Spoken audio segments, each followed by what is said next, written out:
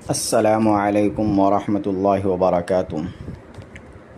اہل حدیث حضرات عام طور سے یہ دعویٰ کرتے ہیں کہ ہم تو اہل حدیث ہیں۔ اہل حدیث کا مطلب حدیثوں پر عمل کرنے والے، اور اصل حدیث پر تو ہم ہی عمل کرتے ہیں۔ ہمارے علاوہ جو حنفی، شافعی، مالکی، حنبلی ہیں، یہ لوگ حدیث پر تھوڑی نہ عمل کرتے ہیں۔ یہ لوگ تو اپنے اپنے امام کے اقوال پر عمل کرتے ہیں، حدیث پر عمل نہیں کرتے ہیں۔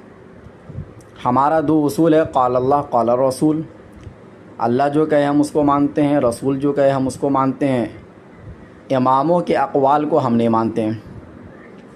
تو آئیے تھوڑا ہم جائزہ لیتے ہیں کہ کیا یہ لوگ اہل حدیث ہیں؟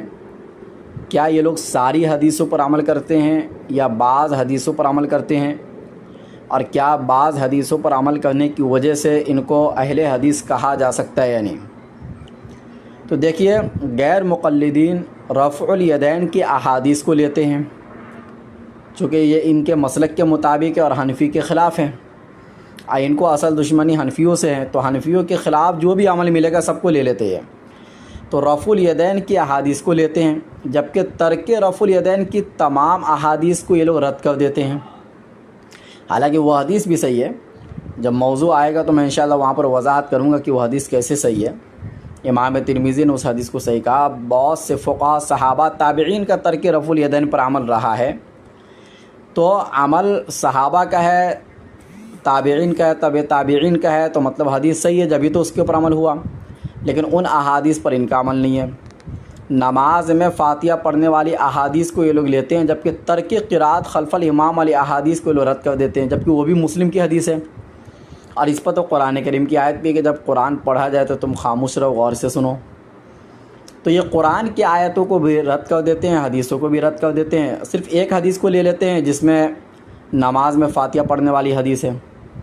سینے پر ہاتھ باندھنے والی ضعیف حدیث ہے، یعنی ضعیف، بالکل ضعیف حدیث ہے، اس کو تو لے لیتے ہیں۔ جبکہ ناف کے نیچے ہاتھ باندھنے والی مضبوط حدیث ہے، مصنف ابن ابی شیبہ میں، سند بالکل صحیح ہے، اس حدیث کو یہ لوگ رد کر دیتے ہیں۔ اسی طریقے سے زور سے آمین کہنے والی حدیث کو لے لیتے ہیں، جبکہ آمین بالسر والی احادیث بھی صحیح ہے، اس کو یہ لوگ رد کر دیتے ہیں۔ 8 رکعت تراویح والی مضطرب اور شاذ حدیث کو یہ لوگ لے لیتے ہیں، جبکہ 20 رکعت والی احادیث کو رد کر دیتے ہیں۔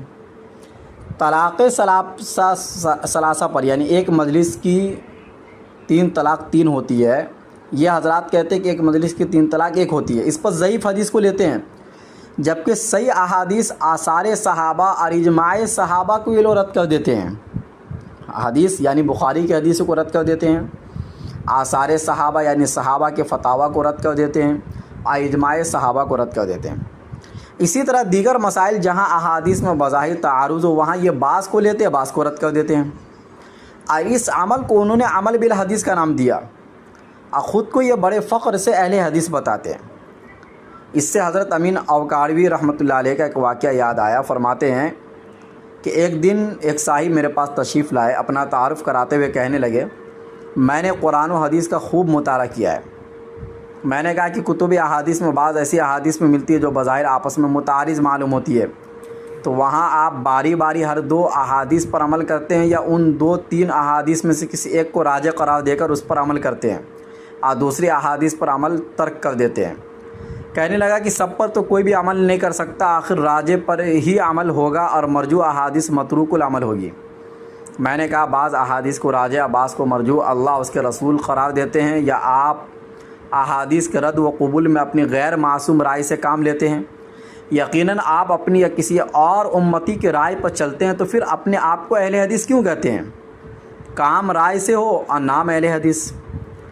مولانا اشرف علی تھانوی رحمۃ اللہ علیہ بھی فرماتے ہیں کہ غیر مقلدین جو عمل بالحدیث کا دعویٰ کرتے ہیں، اس سے کیا مراد ہے؟ بعض احادیث مراد ہیں یا کل؟ اگر بعض مراد ہے تو ہم بھی عامل بالحدیث ہیں، ہم بھی حدیث پر عمل کرنے والے ہیں، کیونکہ بعض پر تو ہم بھی عمل کرتے ہیں۔ اور اگر کل مراد ہے تو وہ بھی عامل بالحدیث نہیں ہے، یعنی اہل حدیث بھی حدیث پر عمل کرنے والے نہیں ہیں، کیونکہ تعارض کے وقت میں 2 حدیثوں میں سے ایک کو ضرور ہی چھوڑنا پڑتا ہے۔ جیسے بخاری میں بھی بہت سی احادیث جس کو چھوڑنا پڑتا ہے۔ آپ دیکھ لیجئے، بخاری میں بیت المقدس کی طرف گھوم کے نماز پڑھنے کا ذکر موجود ہے، بخاری میں امام بیٹھ کے نماز پڑھائے تو پیچھے مقتدی بھی بیٹھ کے نماز پڑھے، یہ موجود ہے۔ مسلم میں موجود ہے کہ وضو جو ہے گرم مطلب آگ سے جو چیز پکائی گئی اس کو کھانے سے وضو کرنا ضروری ہے، یہ حدیث صحیح مسلم میں صحیح حدیث موجود ہے، لیکن عمل اس کے اوپر کوئی بھی نہیں کرتا ہے۔ ایسی بہت سی حدیث ہے جس کے اوپر عمل نہیں ہے۔ دوسرے الفاظ میں عمل بالحدیث کے معنی آیا عمل بالکل الاحادیث ہے یا عمل ببعض الاحادیث۔ اگر کہو کہ عمل بالکل الاحادیث ہے تو سو یہ غیر مقلدین بھی نہیں کرتے اور ممکن بھی نہیں ہے، کیونکہ آثار مختلفہ و احادیث متعارضہ میں سب احادیث پر عمل نہیں ہو سکتا، یقیناً بعض پر عمل ہوگا، بعض کا ترک ہوگا۔ اور اگر عمل ببعض الحدیث مراد ہے تو اس معنی کر کہ ہم بھی اہل حدیث ہیں، پھر تم اپنے آپ کو ہی حدیث پر چلنے والے کیوں کہتے ہو؟ تو سوال یہی ہے کہ دیکھو دنیا میں ساری حدیثوں پر مکمل عمل ہو ہی نہیں سکتا ہے۔ جب تعارض ہو جائے تو ایک کو راجح دوسرے کو مرجوح قرار دینے کا عمل صحابہ کے زمانے سے چلتا ہوا آ رہا ہے۔ اب صحابہ میں سے جو حضرات بعض احادیث کو لیتے تھے، بعض کو چھوڑتے تھے، جو بعض کو چھوڑتے تھے بعض کو لیتے تھے، آپ ان کے بارے میں نہیں کہہ سکتے تھے کہ بھائی یہ بعض اہل حدیث ہے دوسرے بعض اہل حدیث نہیں ہے، حدیث پر عمل کرنے والے نہیں ہیں۔ بھائی سارے حدیث پر عمل کرنے والے ہیں، کیونکہ ہر ایک نے دلائل کی روشنی میں قرآن و حدیث پر ہی عمل کیا۔ ایسے ہی ائمہ مجتہدین کے زمانے میں ہوا کہ ائمہ مجتہدین نے بھی اپنے مسائل کو حدیث سے ثابت کیا ہے، لیکن جو حدیث ان کے نزدیک راجح ہوئی، معتبر ہوئی، اس پر انہوں نے عمل کیا۔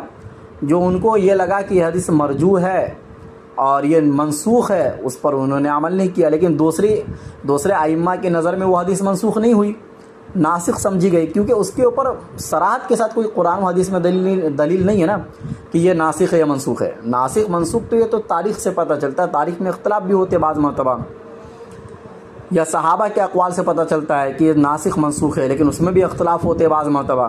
تو ایسی صورت میں بعض احادیث کو چھوڑنا ہی پڑتا ہے۔ جب بعض کو چھوڑنا پڑتا ہے، بعض پر عمل ہوتا ہے، اور اس کا نام حدیث پر عمل کرنا ہے، تو اس اعتبار سے تو پھر سارے لوگ حدیث پر عمل کرنے والے ہیں۔ یہ کیا بات ہوئی کہ صرف اہل حدیث کہتے ہیں کہ ہم ہی حدیث پر عمل کرنے والے ہیں، جبکہ خود سارے حدیث پر عمل کرنے والے نہیں ہیں۔ اللہ سمجھ کی توفیق نصیب فرمائے، واللہ اعلم بالصواب۔